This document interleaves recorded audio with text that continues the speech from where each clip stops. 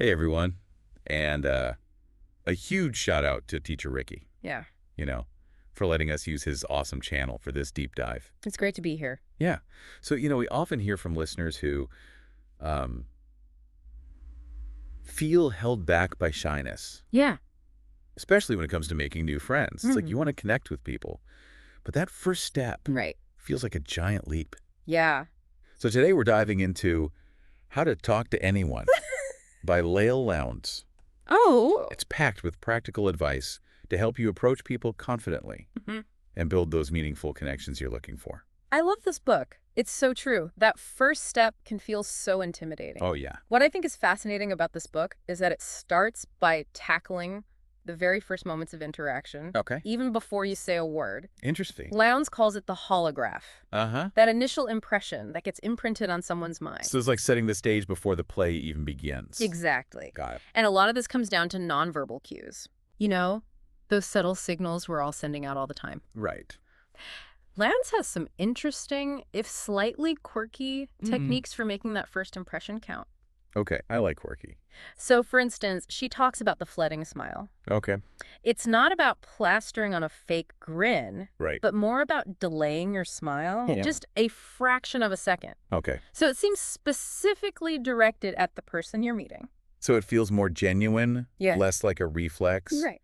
and more like I'm smiling because of you. Exactly. I could see how that could make someone feel special, Mm-hmm. especially if you're nervous about approaching them. Right. Yeah. And it ties into this deeper idea that we're all subconsciously looking for connection Oh, yeah. and validation. Absolutely. Even small gestures can have a big impact. I can see that. Another technique she mentions is sticky eyes. Okay. Sounds a bit strange, but it's essentially about maintaining eye contact Right. even after the person finishes speaking. I can see how holding someone's gaze for too long could feel intense, Yeah. but I get the idea. It's like saying, Mhm. I'm really listening. Mm, Your words matter to me, exactly. especially for someone who's shy. Right. It can be such a powerful way to convey interest Yes, without having to come up with the perfect words right away. absolutely. Right. It all comes back to sending those subtle signals Yeah. of respect and engagement. Yeah. And it's not just about our faces. Lowndes emphasizes posture, too. Okay. She has this fun visual called hang by your teeth. Right. Imagine biting on an imaginary bit. It instantly improves your posture. That's hilarious. And it actually makes sense. It does. Good posture not only projects confidence, Yeah, but it can make you feel more confident too. exactly. I've definitely noticed that when I'm slouching, I feel less sure of myself. Yeah. It's like you're telling yourself, I deserve to take up space. Yeah. I have something to offer. Right. Now imagine coupling that confident posture Okay. with pivoting, turning your whole body towards someone when you greet them. Oh, I like that. It's like giving them your full attention. Yes. Making them feel like the most important person in the room at that moment. Exactly. I can see how someone who's shy might hesitate to do that, Mm-hmm. but it really makes a difference in making the other person feel seen and valued. Yes. And if you're feeling really bold, she even suggests subtly mirroring the other person's body language. Right. Of course you don't want to be a copycat, Right.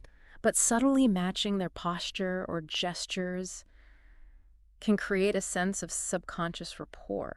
It's like finding that common ground. Yeah. A silent way of saying we're on the same wavelength. Exactly. But let's be real. One of the biggest hurdles for anyone who's shy Yeah. is small talk. Oh, yeah. It can feel so superficial and forced. And sometimes even the thought of it makes me want to hide. Right. Does Lowndes have any advice for making small talk feel less, small? She does. She actually starts by acknowledging that fear. She shares this hilarious anecdote about a group of Mensa members, the super smart folks, Yeah. having this incredibly intense conversation in an elevator. Oh my gosh. The point is, matching someone's energy Okay. is key to a comfortable conversation. Right. You don't want to launch into a super animated story Yeah, if someone seems tired or preoccupied. that makes sense. It's like reading the room, right? Yeah. And meeting people where they are, Exactly. not forcing an interaction that feels out of sync. Right.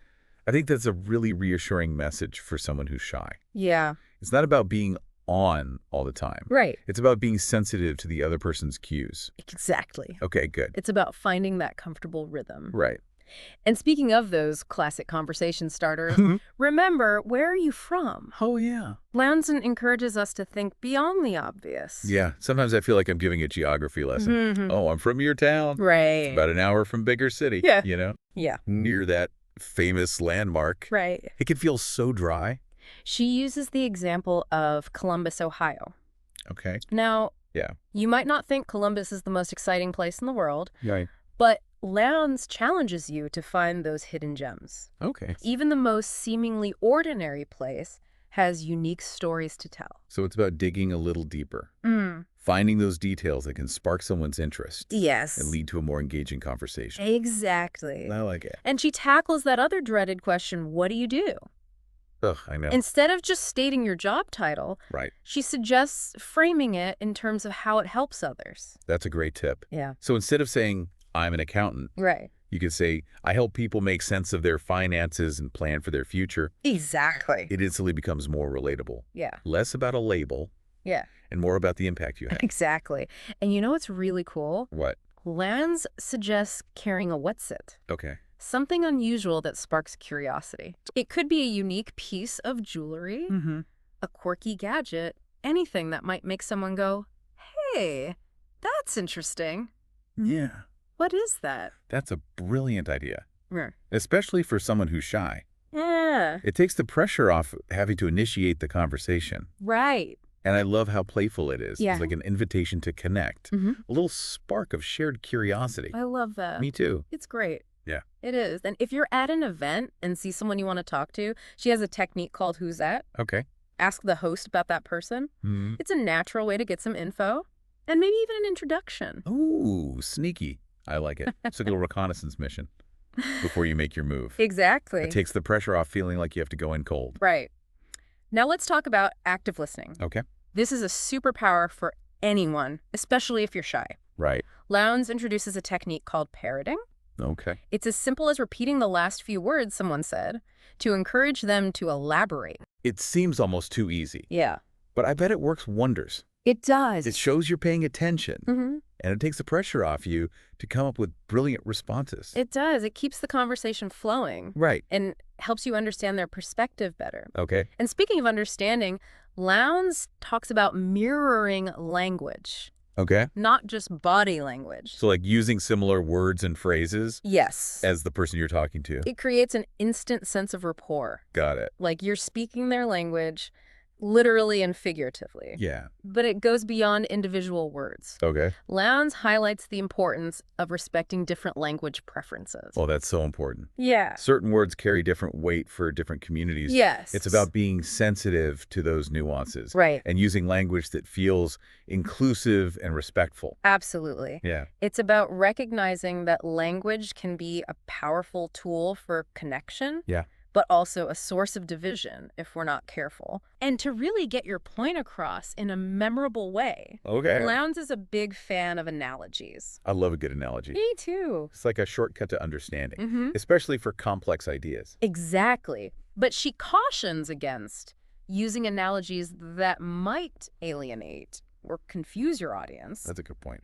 You want to find common ground, not highlight differences. Okay. Speaking of which, have you heard of premature we? No. What is that? This one's a bit bold. Oh. It's about using we, even with someone you've just met. Oh. It creates a sense of instant intimacy, Ex- like you're already on the same team. Wow, that is bold. It is. I could see how it could backfire if the other person isn't receptive. Yeah, But I can also see how it could fast track a connection if they are. right. It's about taking a calculated risk. I like it. And speaking of taking risks, let's talk about compliments. Ooh, compliments can be tricky. They can. They can feel so awkward, Yeah. both giving and receiving them. Lowndes stresses genuine and specific compliments. Okay. She suggests accidental adulation. Right. Slipping praise into the secondary part of your point. Okay. Instead of saying, you look great, Right. you could say, anyone as fit as you would have zipped right up those steps, but boy, was I out of breath. That's so clever. Yeah, It feels more subtle, it does. less like you're trying too hard. Yeah. And it brings me back to that idea of making someone feel good Mm-hmm. without making them uncomfortable. Exactly. And remember, the killer compliment, Okay. finding one specific unique quality to praise. Right. It's about making your compliments memorable and impactful. So instead of saying you're a great cook, Right. you might say, I've never tasted a lasagna as delicious as yours. Yeah. It reminds me of my grandmother's cooking. Yes. That personal touch makes all the It difference. shows you're paying attention, and timing matters too. Okay. Lowndes suggests the knee-jerk wow technique, Right. praising someone immediately after they finish a feat, big or small. The euphoria of the moment makes them more receptive to your praise. It's like catching them in that glow of accomplishment Yeah. and amplifying it with your words. Right. And what about receiving compliments? Oh, Lowndes says deflecting or downplaying them can be insulting to the giver. okay. It's better to gracefully accept and express gratitude. Oh, I struggle with that. Yeah. I always feel like you have to downplay compliments. Yeah. Like, oh, it was nothing. Mm-hmm. But I can see how that could come across as dismissive. It's a common reaction. Right. But remember, receiving compliments gracefully Okay. is just as important as giving them. Yeah. It completes the loop of positive interaction. Okay, that's a good reminder. Yeah. Now, we've talked a lot about one-on-one interactions. Yeah. Does Lowndes offer any advice for navigating larger social settings? She does. I know that's a big source of anxiety for a lot of shy people, myself included. She encourages trying scramble therapy. Okay. Stepping out of your comfort zone and trying new things. Right. The more you experience, the more you have to talk about and connect Yeah. with others over. That makes sense. It's like expanding your conversational repertoire, having more stories to tell and experiences to share. Right. You know, I always feel more confident in social situations when I have something interesting to contribute to the conversation. Exactly. And to really impress people, try reading their rags. Oh. Reading magazines and publications related to the interests of people you want to connect with. Oh, that's clever. Yeah. So if I know someone's really into classic cars, I might brush up on some car magazines Exactly. before our next meeting. It allows you to ask informed questions. Right. And shows you're genuinely interested. It's like doing your homework for a social interaction. It takes the pressure off feeling like you have to come up with witty remarks on the spot.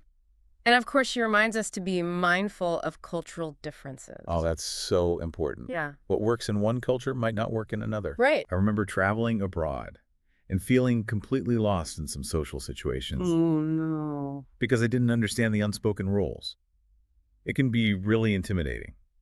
Lowndes has a funny story about an American businesswoman Okay. who makes a series of cultural faux pas while meeting with Japanese clients. Oh my gosh. It highlights the importance of being aware of and respecting those differences. It's a good reminder that communication is a two-way street. Yeah. We have to be open to learning and adapting to different communication styles. Absolutely.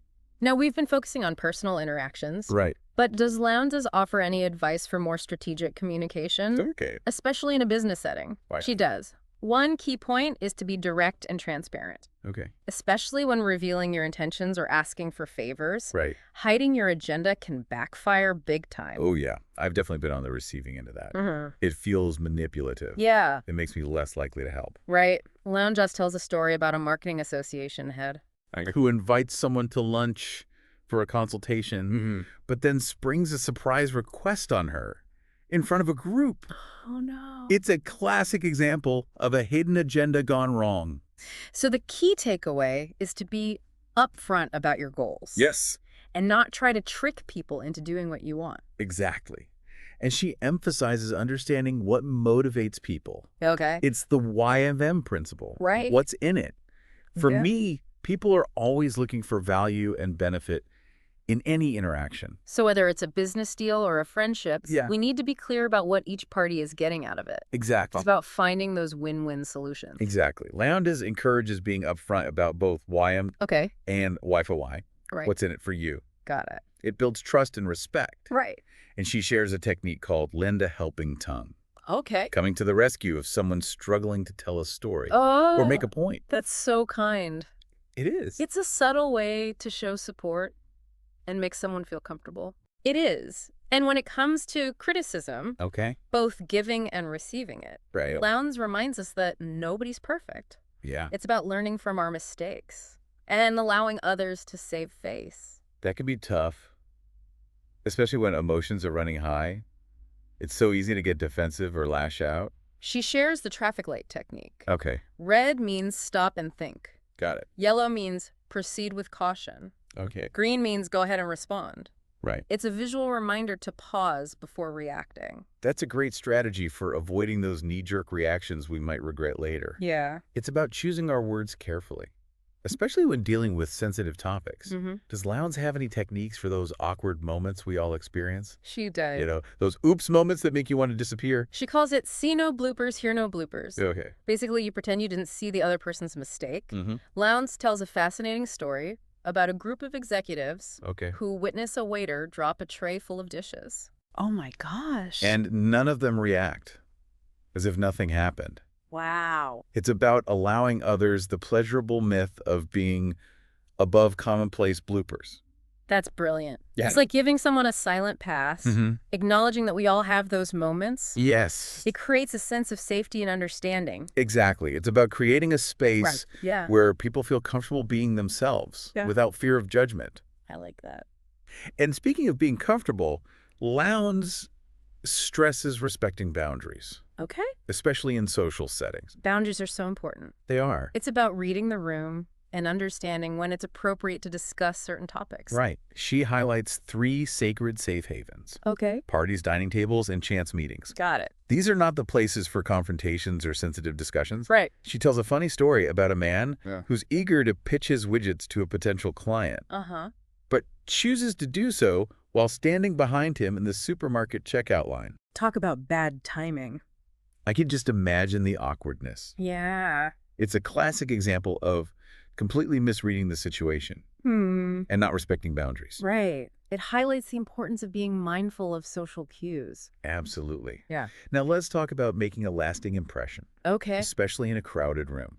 Lowndes suggests rubberneck the room, All right. pausing dramatically in the doorway before entering. So it's like taking a moment to survey the scene Exactly. before jumping in. It allows you to observe the people and choose your first, second, and maybe third target. Okay, that's a little strategic. Yeah. I like it. It is. It's about being the chooser, not the choose. It's a power move. Right. It projects confidence. I like it. And once you've chosen your target, remember, come hither hands. Okay. Palms up, wrists visible. Ah, open and inviting. Yes. The opposite of crossed arms or clenched fists. Exactly. It signals receptivity. Got it. And of course, eye contact and using people's names are crucial for making them feel seen and valued.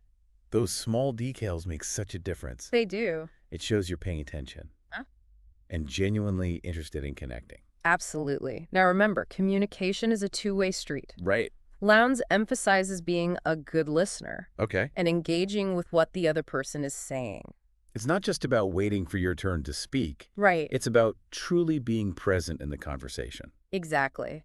Use techniques like parroting to encourage them to elaborate. Right. It helps you avoid those awkward silences and keeps the conversation flowing. And speaking of flowing, Lowndes also talks about the importance of being a good storyteller. She does. It's about having those go-to anecdotes that you can share in different social settings. Find stories that resonate with people Right. and make them feel something. Okay. It's about connecting on an emotional level. I think that's a great point. Yeah. Especially for shy people. Yeah. It's so easy to get caught up in your head, worried about saying the right thing. But when you share a story that you're passionate about, it takes the pressure off and allows your personality to shine through. Exactly. Authenticity is key. And speaking of authenticity, does Lowndes address navigating those situations where you might feel like you're at a disadvantage? She does. Like how to hold your own in a conversation where you might feel intimidated or less experienced. She talks about the power dynamics in any situation. She calls it the great scorecard in the sky, an invisible scoreboard that keeps track of who has the most to gain or lose in any relationship. So it's like recognizing who has the upper hand, so to speak. Exactly. It's not about being manipulative, but rather understanding the unspoken rules of the game. So if you're going into a negotiation, you need to be aware of what the other party wants and what they're willing to give up. Right. Lowndes encourages being aware of the scorecard. Okay. And making strategic moves that increase your score without diminishing the score of others. Got it. It's about finding those win-win solutions. It's about being smart and strategic, but also fair and respectful. I like that approach. It's about empowering yourself Right. while also building strong, mutually beneficial relationships. I like that. And honestly, this book is packed with so many more valuable insights and techniques. Oh, I bet. It's amazing how much ground it covers. It's truly a treasure trove of communication wisdom.